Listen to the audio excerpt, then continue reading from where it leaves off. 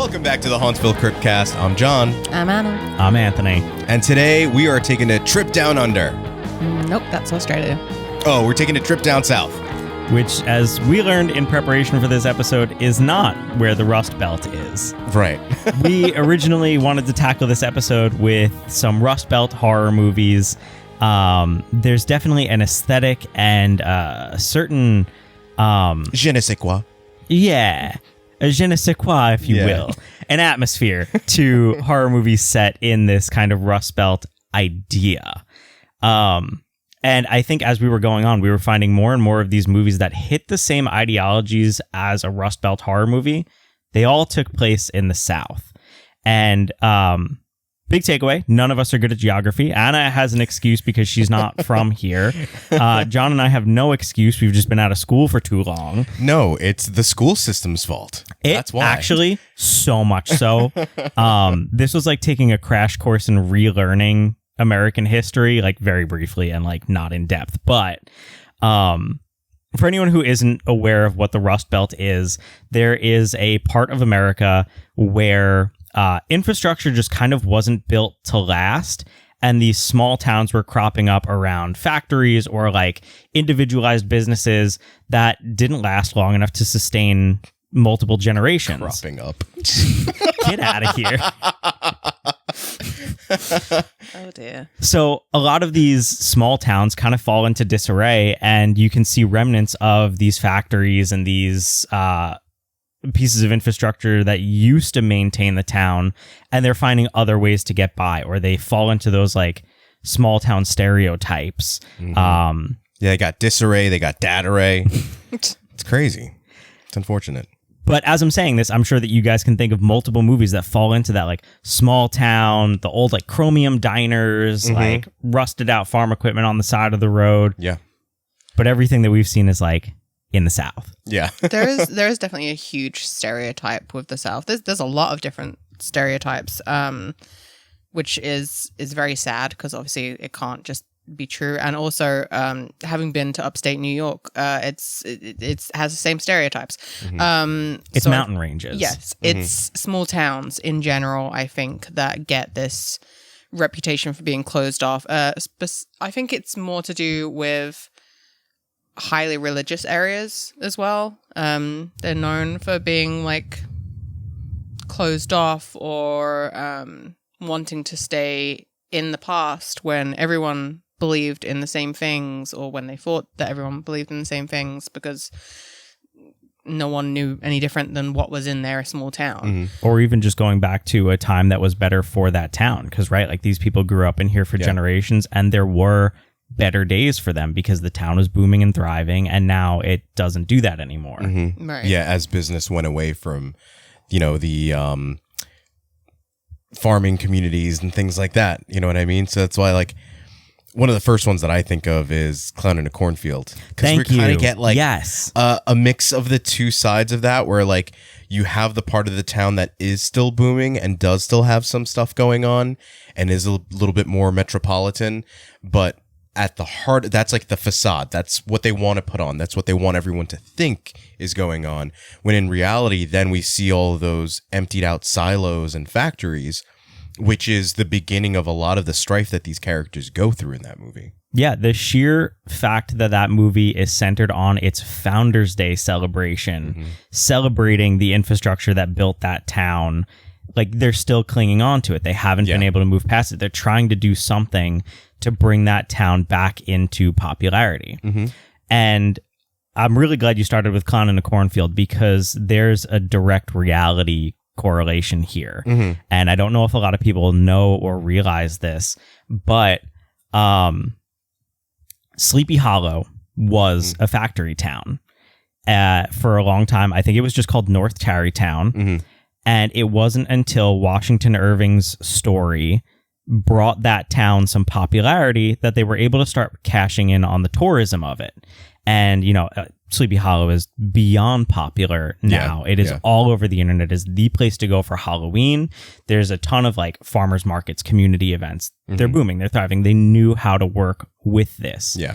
And to really emphasize that, I don't think the town officially changed its name to Sleepy Hollow until after the Tim Burton movie. Mm-hmm.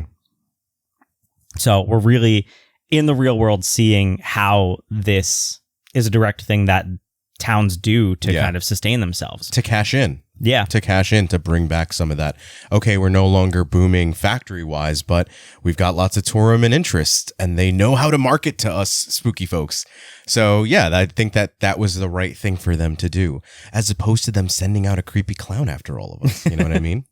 Yeah. I also think the biggest mistake with that movie, to be honest, is that they changed Janet's character from the book to the film from a Chinese American who part of her arc was her mean girl facade being a front for how bad she got bullied growing up in a small town, being an Asian. Right. And then in the movie they made her a white blonde lady and then said nothing. I really hope that in a couple months you're going to be eating your words on this, because this is not a spoiler, or I hope it's not a spoiler. I've only read the first book. Right. So I love the Clown and the Cornfield books. The fourth one is coming out. It is called Lights, Camera, Friendo. And the third book ends on them coming to town to make a movie. So I have a gutsy feeling that if they did this right, the third book, they're coming in to make the movie. The movie comes out, and it's not an accurate portrayal of the events that took place there. The fourth book comes out about the making of the movie. That's my hope. Oh, so she was like playing Janet, and that's part of the... I'm hoping. Fingers crossed, because that was a mistake, because that just rounded out her character so well as to like, why is she so mean? But they also didn't make her very mean in the movie compared to the books. Mm-hmm. But yeah, I do think that is a really good portrayal of a small town, like struggling and just doing what they know and their ancestors know to keep doing, and usually you find that it's just generations of being passed down, like superstitions that have been passed down. Like, if you don't do this thing, even if it's horrible, then we're not going to get harvests. This person's going to die. This person's going to get sick. There are so many superstitions. Yeah. We got a lot of that, and I know we mentioned the movie recently, but in Children of the Corn, it has that same sort of feel where it's like, okay, why is this a ghost town? Why, we know that all the adults are gone. Spoiler alert for anyone that hasn't seen Children of the Corn. But yeah, it's that same sort of thing where it's like, now, like you mentioned with superstition, there was a reason, there was some sort of ancestry and a reason why they pushed towards this child-led rebellion and this coup that the children pretty much had on the adults in the town. And maybe it was, I look at that movie and I feel like the things that weren't said throughout the movie are way more interesting than what gets shown on screen. I feel like that's the Stephen King MO. Yeah. There's so much subtext there. Yes. And so with that movie, I'm not wondering if someone like, what is his name? Not Malachi. The main baddie. Oh God, what's his name? Isaac. I think it's Isaac. Yeah. I'm not thinking if he is also trying to do that sort of thing, return the town to its former glory through the power of he who walks behind the rose. You know what I mean? Yeah. In the same way that the town in Clown in a Cornfield thinks that appeasing to Friendo and bringing us back to those values will then bring the town back to its former glory as well. Yeah. I think we're going to start to see a lot more relevance to that. Like, it's a good time for Clown in the Cornfield to have come out because, again, I don't think people realize that these things are still happening. These things still exist. We have the uptick in companies like Amazon starting their own modern day equivalent of factory towns. Companies like Disney do the same. And now we're going to have this uptick in jobs centered around the AI data centers that are building up and will not last long. Yeah.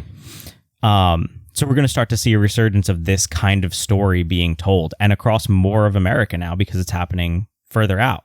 But I think to what Anna was saying as well, the reason why so much of this superstition gets passed down is because a lot of these small towns are in mountain ranges or in southern states where there's more land than people. So the towns are fewer and farther between.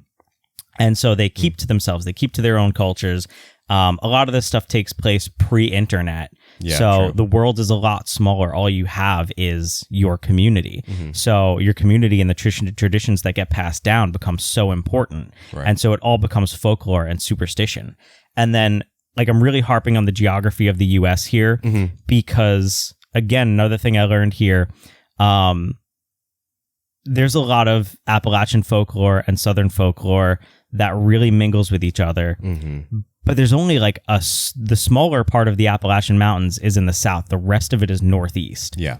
So you start to see how that, because it's a mountain range and a culture of mountain people who are sharing something above the rest of the states, it trickles down into the rest of them. So we have that Appalachian folklore and superstition steeped throughout U.S. history. Steeped. And for the South in itself to have the Appalachian folklore dip down, then you have the Native American folklore that everything was founded on, intermingling with the folklore of people who have come over from here. And I was telling Anna how the Southern accent is like a mid-step evolution from the English accent. And then you have the fact that the South has changed hands so many times between like us, the French, whatever. Like there's so much intermingling of folklore in just the southern part of the United States. So of course we're going to get these stories that are steeped in superstition, folklore, and again, the stereotypes of small town isolation. Yeah. There's just such a wide gamut here that we got to explore.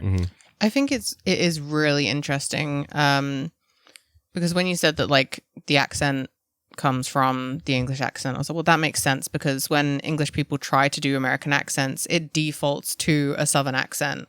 And it's actually really, it takes a lot more effort to try and translate an English accent into a Northern American accent. Whereas a Southern accent is just easy. I'm not saying I do it well, but it's easier to just like put that extra little tiny twang on it. And yeah, it's not that much different. It's the same as Australian accent. You're going to mention it and not do it? I'm not doing it. But I do also find it funny that I looked at a big list of both the Appalachian and Southern superstitions, and they're everything that my mom said to me growing up, like all of the superstitions that I've ever known. And I was like, okay, so a lot of these obviously come from England as well, or likely from Ireland as well. But the funny thing is that the South does have this reputation for keeping to its own, wanting to keep to its small towns, not liking outsiders, specifically not liking people from other places. And yet it seems that the South is the most concentrated melting pot of different cultures in the entirety of the country. And the reason why it has so many small towns is because it is so huge, the South itself, that it constitutes as like 5 different countries. Right. So obviously you're going to have a lot of small towns there, and that's where these stereotypes come from. What is it? Texas is bigger than England, right? Yeah, I think you could fit like 8 Englands in Texas. I don't know if it's that big. Apparently, something like that. Think of all the queens. That might be California. I know you can fit a couple of Englands in California. Think of all the queens. There are a lot of queens in California. We love them all. We do. Now, like, hearing, talking about the stereotype and things like that, maybe it's falling into it, but then the first movie I think of is Wrong Turn. Yeah, so Wrong Turn was on my list too, because that's where I was like, oh, Wrong Turn has to be like a Southern horror. It's Appalachia. There you go.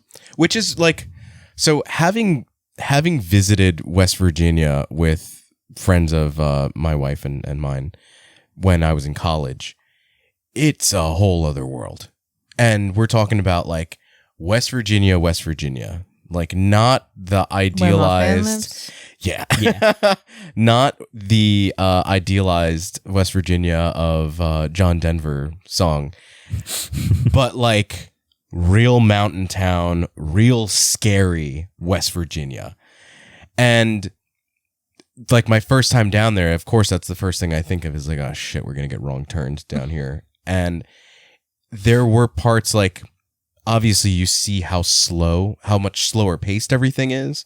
And I love that in those movies, or any of these movies, that is a major talking point. You immediately set the tone for how separated these city folk are when they're visiting these southern towns or Rust Belt towns by having them go into a local shop, and the shopkeeper's taking their time getting up to the counter, and they're making small talk. Nobody's in a rush, and these guys are just trying to get some gas or some petrol and then trying to get out of there. And that's just such a Northern American, or generally American, city American type of sentiment, right? Where it's like, why is the service not faster here? Why am I not being taken care of right now? I walk through the door. Why am I not being checked out already?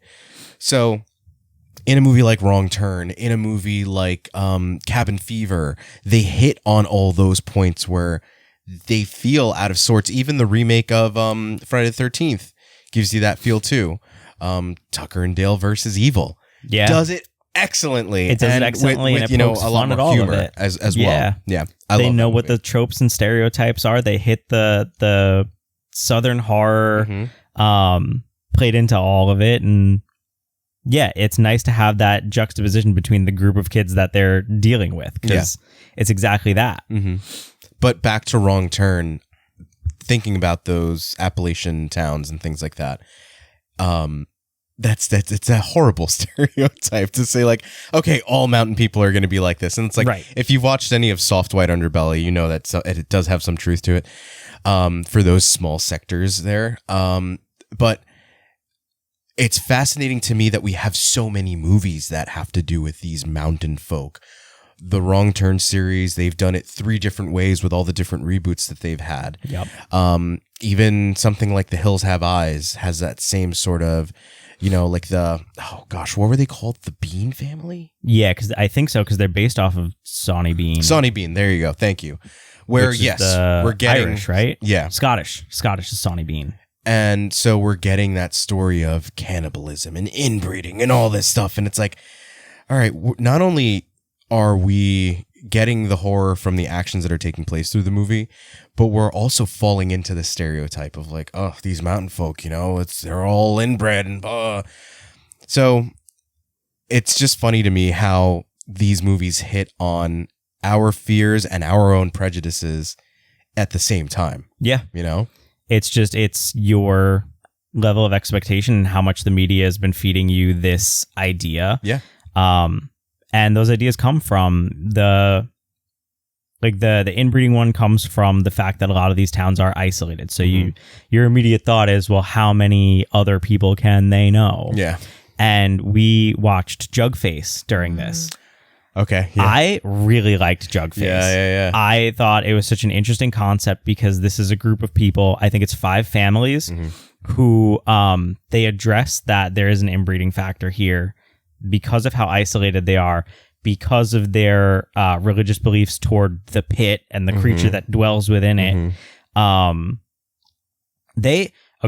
much as I enjoyed it, they tried to cram a lot into 90 minutes. Yeah. I thought I didn't like it because I felt kind of unsatisfied when it was done. And I was like, I'm trying to figure out what I didn't like about it. And it was actually that I wanted more, and I could have done with it being a little bit longer. Even the series. Yeah. I feel like it could have been like Devil in Ohio. It deserved more of an unraveling. Ohio's in the Rust Belt, just so you know. No, but I mean, I know. I meant in like a limited series type way of like unraveling this story that deserves more than a movie. It deserves like a limited series run. I think it would have done really well. Yeah, with that. I wanted to know more about the families. I wanted to know about some of the casualties. Like, yeah, and they literally had a reason for inbreeding. Well, not a reason for inbreeding, but like take that back. They fell into the stereotype of incest, at least, because they just kept taking everyone away in the town for either sacrifice or because the community was so small that there literally was no one else in the town. And yeah, it was really interestingly done. It reminded me a little bit of The Village also, because like you only know what what you can see, really. And if your, leaders have these strict rules about why you can't go out and experience the rest of the world, you're left to your own imaginings. It is going to be scary what's out there. Who knows what the pit's going to do to me if I go too far? Yeah. Who knows what creatures are lurking at the edge of the woods? And then it turns out it's just another way of thinking. Yeah. Yeah. Yeah. Which is ultimately what a lot of the fear has to do with on both sides, honestly. Yeah. Which is, again, coming back to Tucker and Dale versus Evil. The reason I love that movie so much is because you see how the preconceived notions from both parties negatively affect them. Right? Where like we get to know Tucker and Dale before we get to know the teen, which is a direct flip of the way that these movies are normally set up. So we get to follow these two characters. Yeah, they're bumbling idiots, but they're sweet, homey people. You know what I mean? It's real salt of the earth type people. And so we feel a lot more sympathy for them and kind of empathize with them when it's like, oh shit, are we under attack? These kids are killing themselves all around us. Why is this happening? I love that. Yeah, I kind of love that they lean into the stereotypes and kind of make you feel really silly for having those stereotypes about people. And it's an absolutely different way of leaning into it. But when I thought of this episode, I did immediately think of 2001 Maniacs, because that's leaning into it in a negative way, but they're just making fun of the stereotypes of the South and how of like the cannibalism, the inbreeding, the being welcoming to your face but actually trapping you. And 2001 Maniacs is just so fun and so silly. And Robert Englund does like the best job of being this just racist piece of shit that wants to kill everyone. Which is so out of character for him, which I love. For Freddy Krueger? For Robert Englund as a person. Sweet, kind man. But I didn't actually realize that 2001 Maniacs was a remake of 2000 Maniacs, which is a film from 1964. What if we call the movie Aliens? There's more than one this time. But it's so funny to me that it was 2000 Maniacs, which was a Herschel Gordon Lewis film, who did like, oh God, what did he do? He did so many B movies in the 60s. And I'm completely blanking on all of them, which is horrible. But I guarantee if you look up his name, you'll go and be like, oh, that guy, he did those ones. He's like a huge legend. But I didn't realize that he did 2000 Maniacs. And then 2001 Maniacs is a direct remake. And then there's apparently a sequel to 2001 Maniacs that has Bill Moseley. 2002. No, they missed an opportunity there. It's 2001 Maniacs something. But it's got Bill Moseley in Robert 2002 Englund's Maniacs. place. So I'm really excited to check that out at some point. It's going to be horrible. But They love casting Bill Moseley as like the second film. Always. Oh yeah, second. I didn't even think about that. Yeah, that but yeah, just in this like Southern horror genre, He's it really well. Chop Top in Texas Chainsaw Massacre. Well, was that the first time that we saw Bill Moseley? What was his first entrance into horror? That's a good question. That's the first really film I ever saw him in. Right. And then I saw him in House of Thousand Corpses. And Devil's Rejects. And then he just seemed to be in everything after that. Yeah. But I think that's why we first saw him, and I don't know that he would look at it as being pigeonholed, because he's definitely had some success within that genre and playing into that character. But yeah, him as Chop Top is great, and then seeing him as Otis in the Rob Zombie Firefly family trilogy was really interesting, because he got to.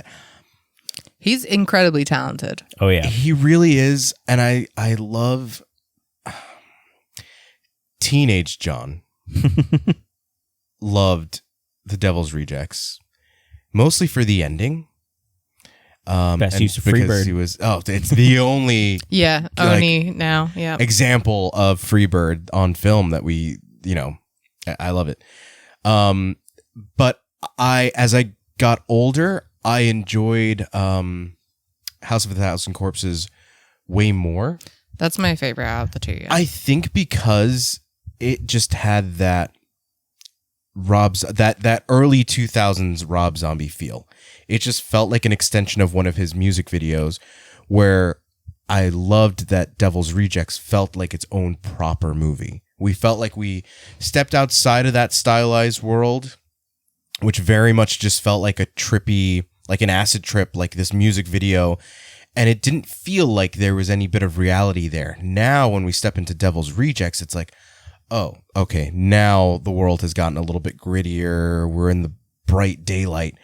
And yeah, just he's so menacing and filthy, and that's when he stops being fun. Yes. And you realize, like, oh, these people are actually really, really horrible. Yeah. That's when you realized.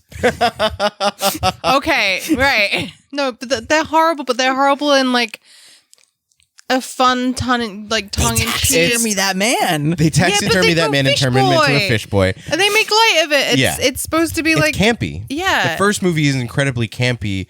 The second movie is the curtain drops, and now we see all the real horror behind the campiness. They staple that girl's face to her face. Yes. Yeah, they also like tried, both brother and sister tried to SA this poor girl. Like it does get dark. Yeah. And I think going from that, and I do think it was a clever way of Rob Zombie being like, hey, don't pigeonhole me as I can only do like this lighthearted camp Rob Zombie, White Zombie music video.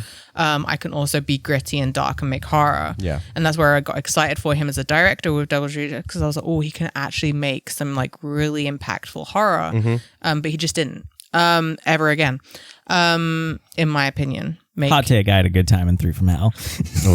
I didn't watch that because there were a few things in Devil's Rejects that I now look back on. Again, teenage me was obsessed with both films. Yeah. Now I look back and I see the like, oh, hey, did just Dr. Satan just like go away? Yeah. And like, yeah, for sure. and like he's Otis's dad is the implication.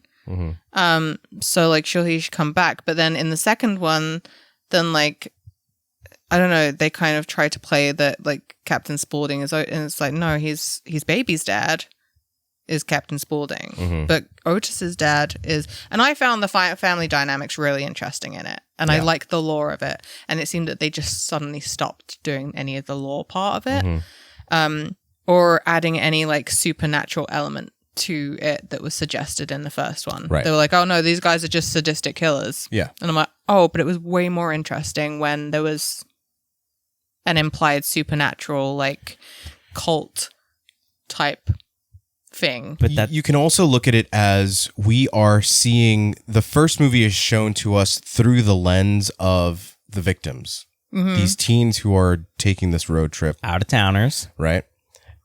So we're seeing it through their eyes. So this hyper stylized music video style of shooting things, we can take that as they are on this road trip facing the most horrible thing that they could possibly think of.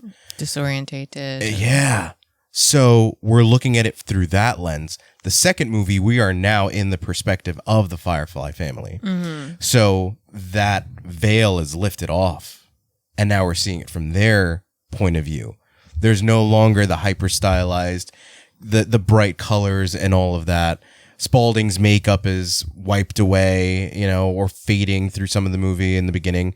So yeah, it's like we get to see the people behind the characters. It very much feels like the first movie we got to see the characters that they're portraying. The second movie was a behind the scenes. And it's like, this is where they actually get that reputation from. And that loss of the supernatural is exactly what we're talking about here today, because you have the superstition that they live by and create their whole life and family dynamic around.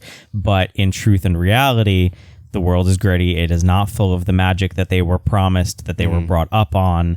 And now you have the children of the Firefly family trying to make it out on their own without the influence and oversight of Dr. Satan. Yeah.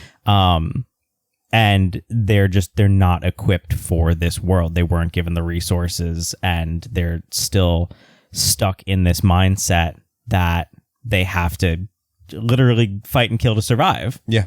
Yeah. Yeah. I mean, we see it with Spaulding's business at the opening of Devil's Rejects. Like the business in House of a Thousand Corpses looks put together. Mm-hmm. And then we open too with a bad commercial, a frustrated clown, and just, again, going back to that Rust Belt idea, there's an economic decline that is forcing people to scramble to survive. Mm-hmm. Yeah, I do think it is interesting using supernatural elements to tell real Southern stories, though. I just realized that there's a few on my list that do this. But I'm going to start with Near Dark, because obviously, how can I not mention Near Dark? South loves vampires. Yeah. South does love vampires. And the vampires love the South, which is crazy because it's so hot. I don't understand it. But it depends where a vampire... Anyway, I'm not getting into vampire Say that lore. to any of us who used to wear hoodies in 95-degree weather, right? We always used to, it didn't bother us. I'm from England. We only just got 95-degree weather. We did not have that growing up. But yeah, Near Dark is one of my favorite vampire movies of all time. It's so slow. It's only an hour and a half, which is perfect length, but it feels so slow and it takes its time unraveling. And I do think that makes it more Southern than anything, because it's like you were saying earlier, it takes its time. It's not in a rush to tell the story. It's like, hey, sit down. You've got a while. I'm going to tell this story. And Catherine Bigelow does such a good job directing everything so intentionally. And even though it's mostly at night, obviously, you can feel the heat of the South in the way that everything is lit, the props, the makeup is impeccable. And I just think it's so interesting mixing the lore of vampires with like the cowboy stereotypes of the South, which is, I think, really interesting because cowboys are something that the South are so proud of, and almost kind of putting the vampire spin on a Western, I feel like is kind of taboo because it's taking a sort of negative lore of the South of vampires and a really positive one that they're proud of cowboys, and melding them together in like such a beautiful way. They've been doing that since the 50s. So in the 50s, we got Curse of the Undead, which took the Western idea of like the stranger comes to town, but the stranger was a vampire. It's literally Dracula, but Western. Ooh. And then in the 60s, we got Billy the Kid versus Dracula. That sounds fun. Vampires and Westerns have gone hand in hand for a good while. Okay. So as much as like that's not the thing that Near Dark did new, I do think Near Dark does fit specifically what we're talking about here today better than these other two. Right. And I think there's a lot of mention of like the culture and things like that in there. And the other like vampire Southern thing that I want to mention, and it's not Interview with a Vampire, I'm sorry. We will get there, but I do have to make a mention of True Blood, because as much as a lot of people are going to be like, oh yeah, I remember that silly show, I went back and started rewatching it just for funsies, and yes, it's so cheesy, it's so cringy and cheesy, but it's genius. It has some okay, where I'm up to. I will mention that there is a point of True Blood that for me got unwatchable. After everyone becomes something. Yeah, it literally, I remember the specific episode, and Suki went, "I'm a fairy," and I went, "No," and I turned it off, and I never went past that point because I was like, I'm done trying to stick up for this show. But I stuck with it for way too long. But going back and watching the first season, at least, there are some really, really genius parts in the dialogue specifically. There was one episode I watched where I almost stopped to pause to write down quotes nearly every 5 minutes. And a lot of it really pertains to their culture in the South, and they really do such an excellent job of showing like not only is there an outsider who's technically not an outsider, but they're different from what they're used to, Right. and how that poses a threat to them. And they also specifically go on Louisiana culture and what pertains as normal, or what they've learned, or what they've grown up with.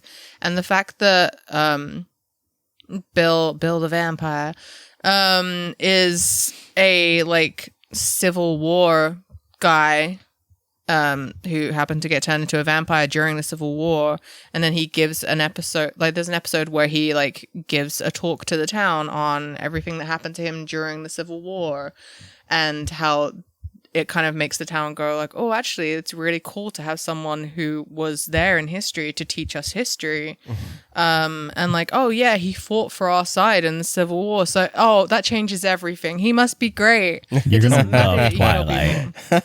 I Twilight's a step above cringy. I can't. I've watched one scene of Twilight and I can't do it. But I do think that True Blood is worth mentioning. Because there is so much about racism, there is so much about homophobia, there is so much about incest. They touch every single stereotype of the South and either combat it or explain it in this cringy, silly show. And I feel sorry for the fantastic actors that are in that show, because it's not the main actors. I love you, Anna Paquin, but no. But the side characters are fantastic. So if you just watch for the side characters and not for Bill and Sookie's story, it's so good. It's so good. Thank you for my TED Talk about standing up for True Blood. We can talk about Interview with a Vampire. Those are the two Southern vampire things you want to talk about? I said now you guys can talk about Interview with a Vampire if you want. You don't want to talk about Sinners? I mean, I figured that was a given. It's also different. I feel like have we even spoken about Sinners? No. I think we keep putting off talking about Sinners because everyone is talking about Sinners, and I think it's just expected that everyone doesn't deserve it. I was going to say it's expected that everyone loved it because it's insane not to. But it is getting the praise that is needed and warranted. And so, do we need to give it more praise? I think we can give it more praise in a different episode. Okay, so you guys don't want to talk about Sinners and it's the relevance to the Southern folklore that built. I do think that is we can touch on it. Yeah. I think like it's important to get into that at least a little bit, because Sinners is so rooted in its belief systems, especially when it comes to the vampiric elements of it, because you get a mix of the Irish folklore of the vampires. And that is because of the, smaller sect of Irish people that were in that area at the time, right? I was very, very happy to see that portrayed as well, by the way. Then you get into the hoodoo elements, the magic that, I forget, is it smoke or stack is more tied to? Smoke. So smoke is more tied to these hoodoo elements. And there's this struggle with the beliefs of the church that this whole town is raised in, the traditional beliefs that are accepted and valued in this area that are what we've come to know as an audience supposed to keep you safe from vampires. Then the hoodoo element, which is more tied to the culture that they came from. Right. And has a little bit more of a basis of something tangible you can hold on to and believe in. And there's this now romantic element attached to it where you're being protected by your belief, spirituality, and love. Which one do you choose to protect you from the now physical threat of vampires? Right. So I think just seeing all of that come together, there's this internal struggle that the movie kind of even just glosses over because there's so much else happening and so much important things happening, but all the elements are there. Like you get to take that away from these characters struggling with the identity that you move into with kind of going into that Rust Belt idea. These are two people who are pioneering business for themselves and making a better life for themselves and the community that they're in. Yeah. But how do you combat that identity crisis between commercializing, corporatizing, going the route of the the faith that's being kind of pushed onto your town versus the faith you brought up with, Right. going the route of the traditions that your people hold close, your music, the way that you celebrate your livelihood, the way that you're able to celebrate on your own in a segregation situation like this, right? Versus we want to assimilate into the broader world. What do we have to give up to do so? The vampirism Right. is just that being sucked out of you. Yeah. Yeah, you're being Whitewashed. Literally. you're being whitewashed. But you're also, it's the assimilation. Yes. Yeah. Yeah. Absolutely. I think if we're going to forced to talk give up your about- culture there. Yeah. No, that's a Yeah. good point. That's a good point. That's a big thing for me in this episode, where the hoodoo, voodoo, and Creole cultures that are deeply rooted in the South, in Louisiana, in Mississippi, a lot of those people found ways to hide their practice in the practices that were accepted at the time. Right. There's a difference between Haitian voodoo and New Orleans voodoo, because New Orleans voodoo is so hidden and protected by what was accepted at the time. So they've translated some of their deities to correlate with like Catholic saints. Right. So they're still practicing, but it's all hidden. And we see a lot of that hoodoo and voodoo element in these movies, where I'm trying to think what the best route to go for this, because there are so many really good ones. But I'll just go to Skeleton Key briefly, right? They are the most upfront about what's happening here, and going back to that kind of whitewashing idea that we were just talking about with Sinners. Skeleton Key, is that the one where she's like the home aid? Yeah. Yeah. And she's got in the With big Kate Hudson. plantation. Yes. Yeah. God, it I was saw get, that when it first it was came Get out. Out before Get Out. Yeah. Yeah. It's Get Out Before Get Out. It's Yeah. more deeply rooted in its Southern roots and voodoo rather than hypnosis. Both totally viable for what is happening in these movies. But it's people taking advantage of superstition to hold over people, to hold people into their quote unquote positions in this life or any other life. Yeah, I think that's just it for me. Just the superstitions being held over them, almost like using this faith against you to keep you, Pinned down. Yeah. Yeah. Yeah, to pin you down and then force you, like you said, to assimilate, or you fall victim to it. Yep. Either way, you're falling victim to it.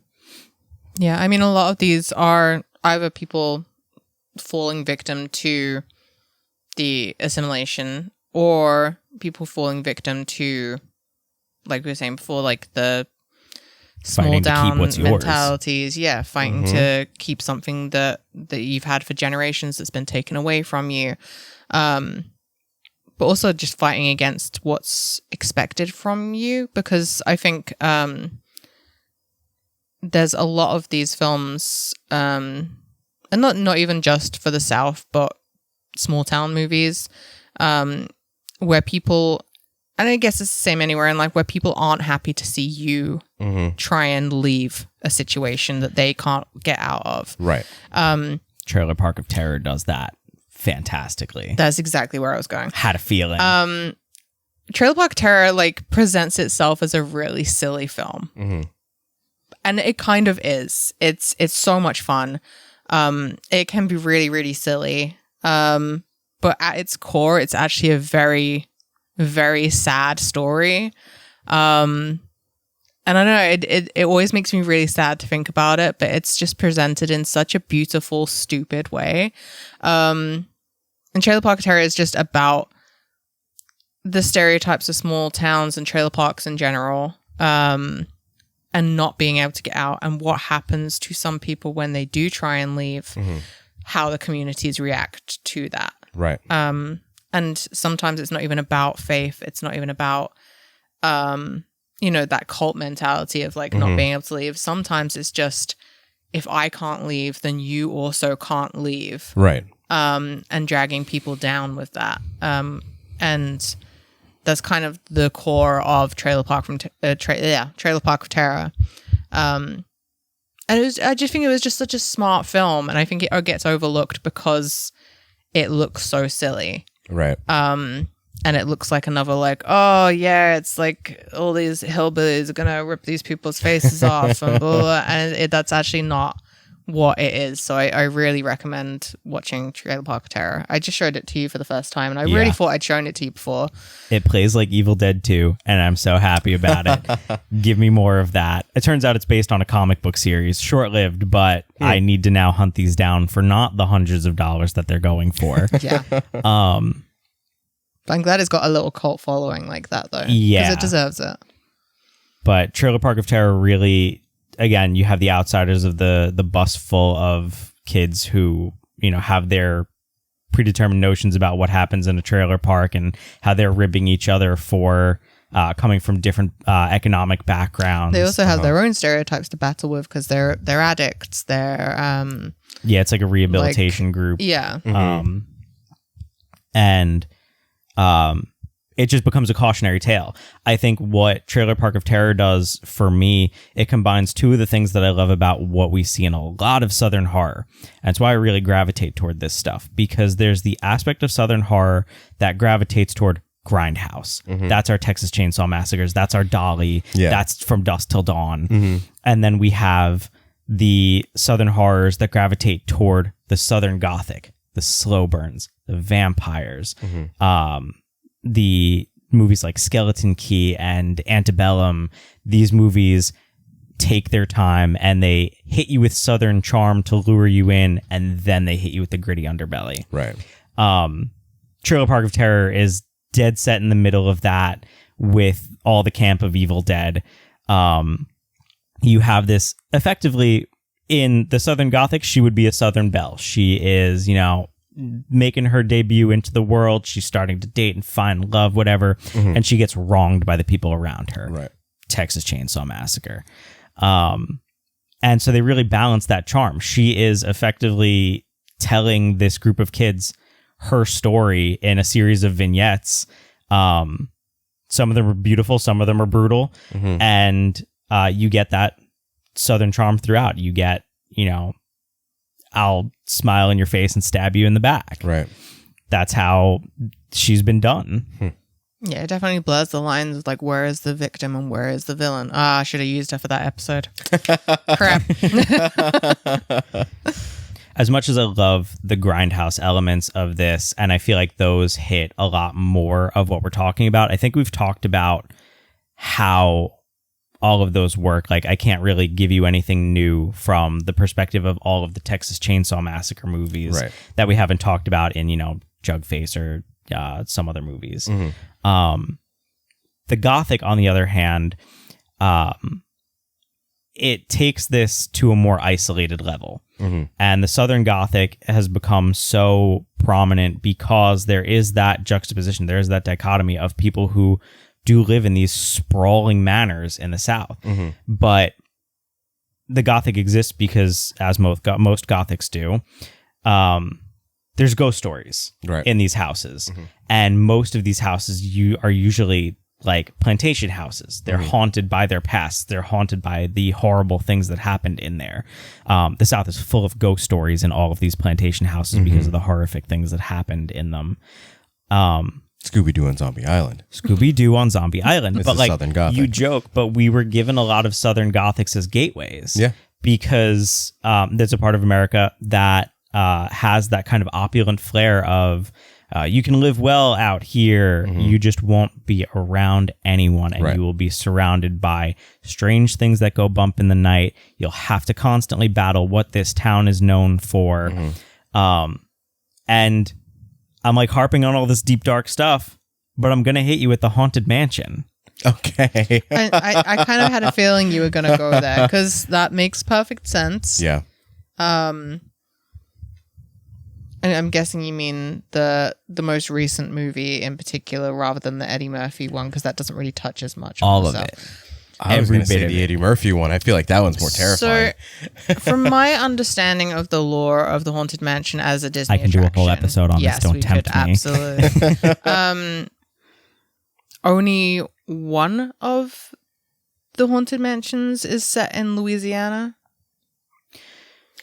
So technically, yes. Mhm. I'll give you that on a technicality. Walt, obviously you're doing Disney World down in Florida. First name business. Right.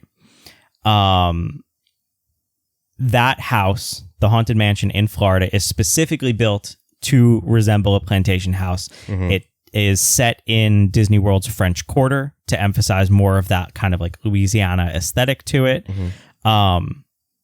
But okay, there's 4 Haunted Mansion attractions. I'm not going to go super deep on this. I'm going to say yes, specifically just talking about the Walt Disney World attraction. This is the southern one. Okay. As far as what we're talking about. That's the main one, though. That's the one that everybody thinks of when they think of the Haunted Mansion. Right. And Walt had a lot of input on putting this together, on focusing on the haunts that take place in there are rooted in a lot of Southern folklore and a lot of things that were popular. There's a mummy in there, and you might not think anything of that because, like, what a weird get. Right. But if you go back to even like the 40s, Curse of the Mummy takes place in the Bayou. Yeah. There's the ghosts in the Haunted Mansion. Most of the ghosts in the Haunted Mansion. I'll get into this. They're specifically in the shade of haint blue, which is a Southern superstition that if you use this color of blue, it's to ward off spirits. There's a couple of ideas that if you paint this on your front porch, it's either that the color is so soothing that it keeps the ghosts away, they're at peace, or it's that they confuse it for the sky and they don't want to go up into the sky. I've heard both. That one's a little bit more far-fetched. That's cool, though. In the terms of the Haunted Mansion, though, we're going to go the route of soothing because all of these ghosts are happy and having fun now. Right. And that was an intentional choice for them to be that specific shade. When you go to the ballroom sequence of the Haunted Mansion, you're in this plantation house, and there is everybody in this fancy dress in these ball and gala outfits, which was so iconic for the Southern ideas of like the debutante balls and you get into like ideas that we're still seeing in like the Gilded Age and all of that, where you'd host these parties as a symbol of status. So this house is now haunted by having to upkeep this reputation for better or worse. And I think that, John, like you were saying, the Eddie Murphy movie really emphasizes that reputation element. Yeah. Because Master Gracie's death, I'll put death in air quotes here, but his death is so much because of reputation as much as it is about love. He's lost himself to upkeeping this house that, as we've seen in a lot of haunted house movies, it sucks the life out of you. You have to give yourself to the house more than anything. Keeping up the house, keeping up the reputation, keeping up the idea of who Master Gracie is, and trying to maintain this romance are ultimately his end. Yeah. I do think that the new one has a lot more of like the Southern charm element to it. Yeah. I think it's a lot more fun than the Eddie Murphy one. But I think the Eddie Murphy one has a little bit more of that like Louisiana haunting to it. Okay. I associate the new one more with having a Louisiana vibe. I feel like the Eddie Murphy one could be set anywhere. Interesting. So I think that works for like the fact that there are 4 haunted mansions, but yeah.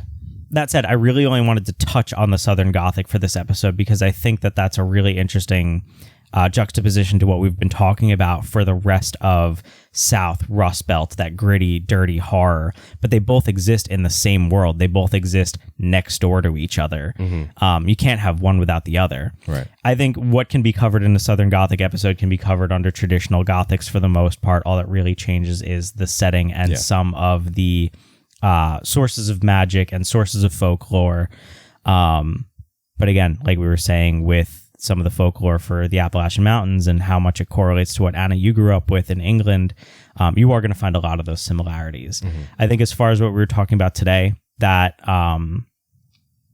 grittier aspect of Southern horror that it's most known for, I think we covered a lot of that in, our Texas Chainsaw Massacres, our 2001 Maniacs, all those. I think that's everything I've got to say about Southern horror. I feel like there's a million and one movies that I could talk about, but we'll definitely cover them in different topics in different ways. Do you guys want your fear of the day? Sure. Your fear of the day is microstophobia. Fear of microdosing? No. MIKROASTOPHOBIA. MIKEYMOUSE.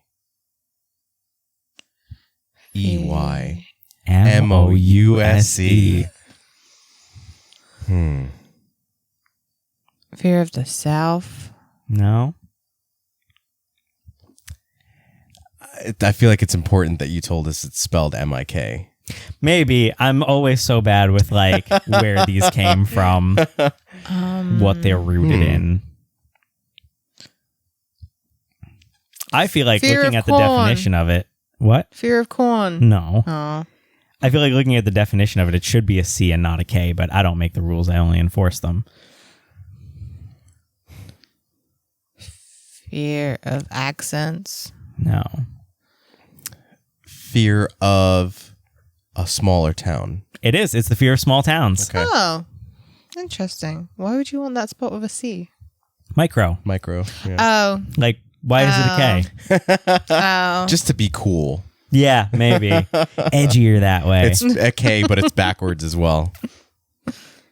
And for our recommendation for this episode, I only mentioned it in name during this episode because there's so much to unravel here.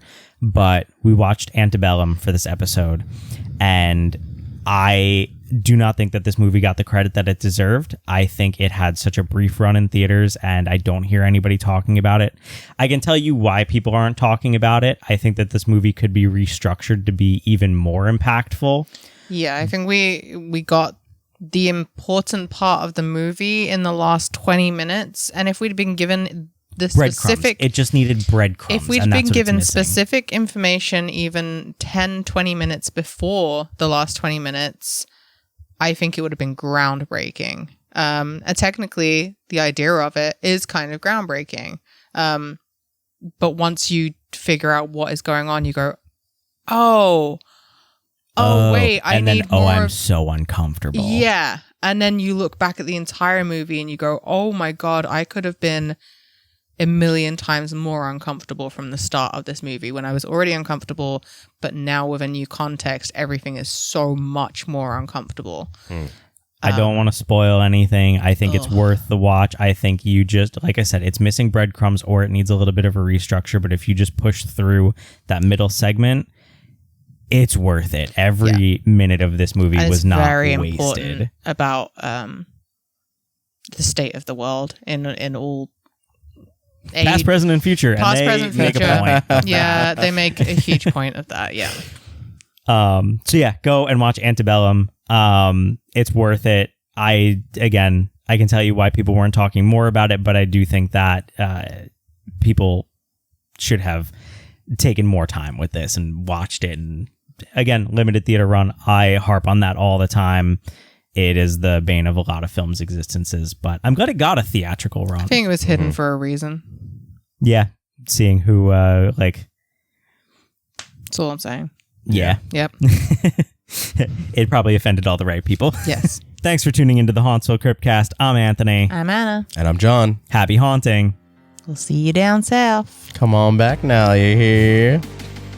You guys will learn nothing from this episode.